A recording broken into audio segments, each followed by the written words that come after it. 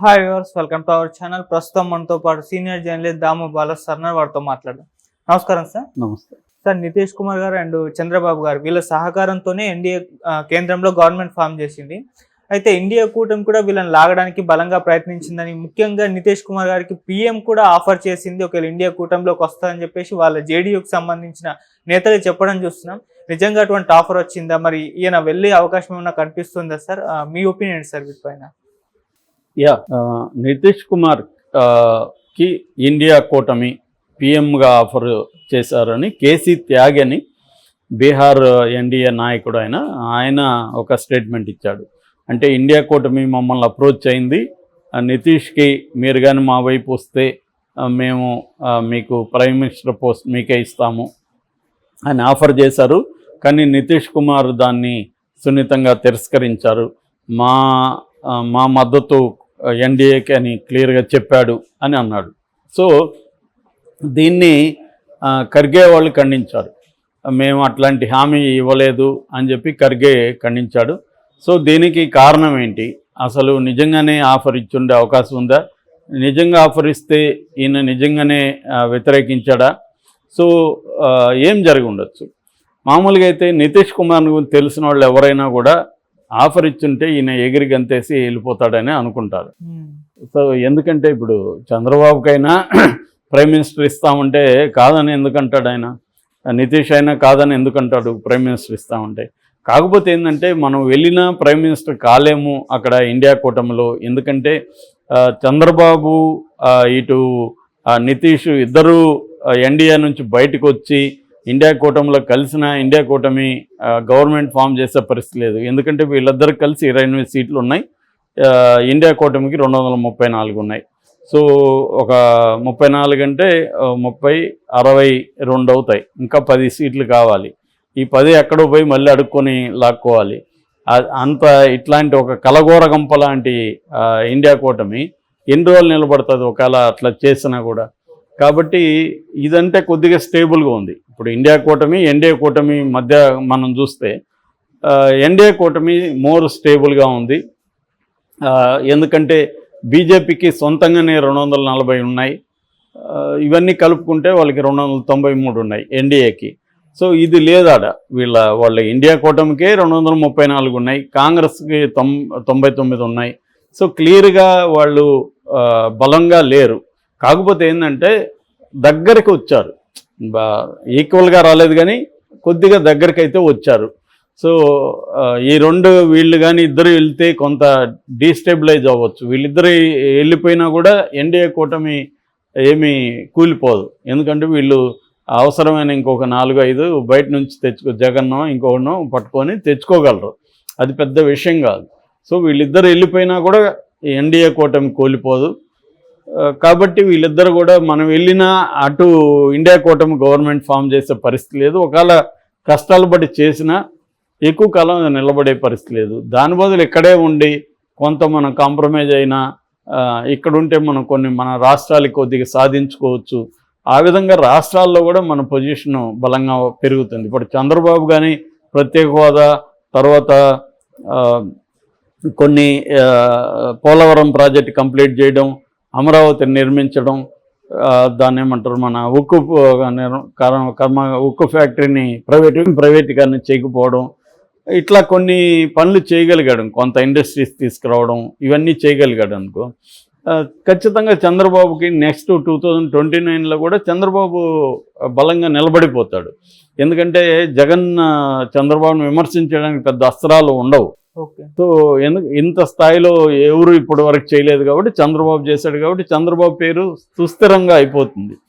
కాబట్టి ఇది ఆలోచిస్తాడు తప్ప చంద్రబాబు ఇప్పుడు నేను ప్రధానమంత్రి అని చెప్పి వెళ్ళి 4 రోజులు ప్రధానమంత్రిగా ఉండి భ్రష్టు బట్టి మళ్ళీ ఇక్కడ గందరగోళం అయ్యి ఇదంతా ఎందుకని చంద్రబాబు ఆలోచిస్తాడు.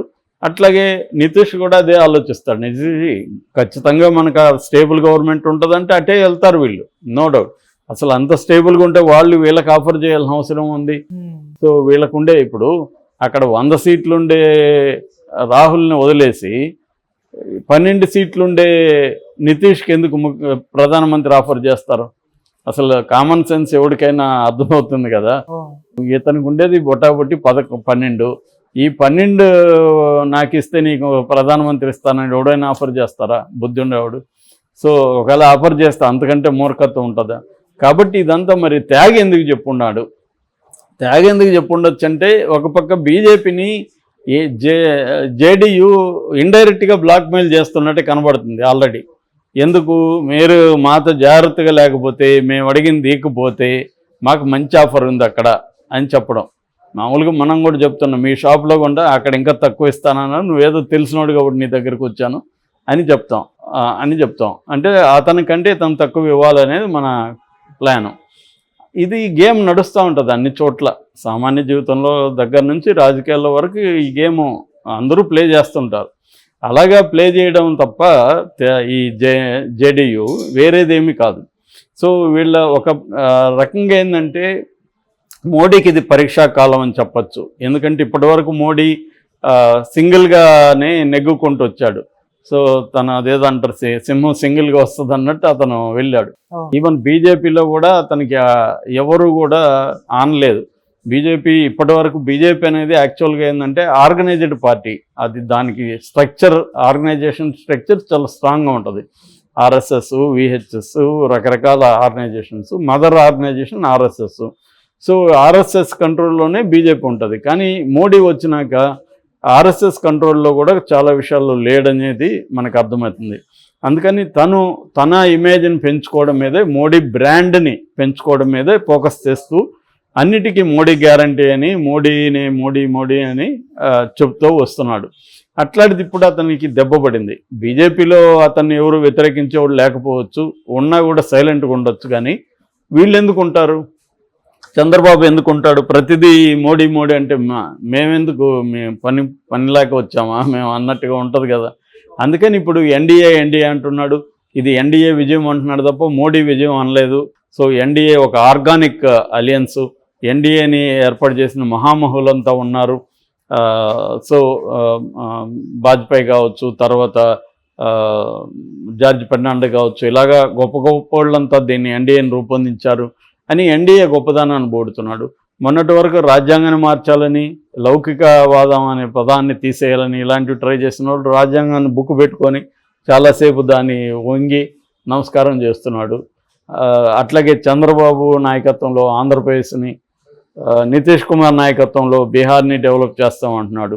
వాళ్ళిద్దరిని దగ్గర పెట్టుకున్నాడు. పవన్ కళ్యాణ్కి 2 సీట్లు ఉన్నా కూడా పవన్ కళ్యాణ్ ఇతని పేరు పవన్, ఇతను ఒక పెద్ద తుఫాన్ అని చెప్తున్నాడు. సో ఇంతే మోడీకి అవసరమే అయింది ఇవాళ. ఒకప్పుడు ఇక్కడ వచ్చినప్పుడు చంద్రబాబుని కనీసం చంద్రబాబు జీ అని కూడా సంబోధించలేదు. చంద్రబాబును ముఖ్యమంత్రి చేయండి, మీరు ఓట్లు వేయండి అని కూడా అడగలేదు. అట్లాంటిది ఇవాళ చంద్రబాబుని నాయుడు జీ అని, అతనేమో నితీష్ జీ అని దగ్గరకు పెట్టుకొని చేస్తున్నాడు. అంటే మోడీ ఒక సీజన్డ్ పొలిటీషియన్ కాబట్టి అతనికి తెలుసు మన బలాలేంటి, మన బలహీనతలేంటి, బలం ఉన్నప్పుడు ఎలా ప్రవర్తించాలి, బలహీనత ఉన్నప్పుడు ఎలా ప్రవర్తించాలి. ఇవన్నీ అతనికి తెలియకేం కాదు, ఏ రాజకీయ నాయకుడికైనా తెలుస్తుంది. తెలియకపోతే అతను ఆ స్థాయికి వెళ్ళరు ఎవరు కూడా. ఆయన ఆల్రెడీ 4 సార్లు గుజరాత్ ముఖ్యమంత్రిగా ఉండి వచ్చిన వ్యక్తి. 3వ సారి నెహ్రూ తర్వాత రికార్డు క్రియేట్ చేసిన వ్యక్తికి తన భాగస్వామ్య పక్షాలతో ఎలా డీల్ చేయాలో తెలీదా? కాబట్టి ఆయన అన్నిటినీ అసెస్ చేసుకొని బ్రహ్మాండంగా చేస్తాడని నేను అనుకుంటున్నాను.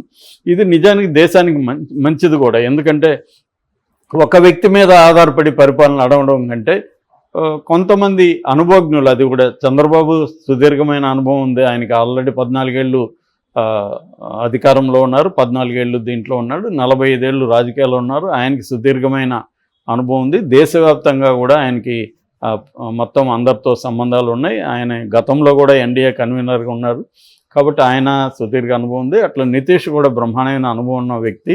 అనేక పార్టీల్లో ఉండి వచ్చాడు. ఆయన సమతా పార్టీలో ఉన్నాడు, జేడీలో ఉండి ఇలా వచ్చిన వ్యక్తి. తనకి విశేషమైన అనుభవం ఉంది. సో వీళ్ళిద్దరూ కాకుండా మిగతా వాళ్ళు కూడా చాలా అనుభవం ఉన్న వ్యక్తులే. బీజేపీలో కూడా చాలా సుదీర్ఘమైన అనుభవం ఉన్న వాళ్ళు ఉన్నారు. కాబట్టి నాకు తెలిసి ఇదంతా కూడా ఏంటంటే చిన్న మోడీని బెదిరించడానికి తప్ప, నా పర్టికులర్ ఉద్దేశం అయితే మాత్రం మోడీ 5 ఏళ్ళు గవర్నమెంట్ని అయితే నడుపుతాడని నేను అనుకుంటున్నాను. Okay sir, thank you so much.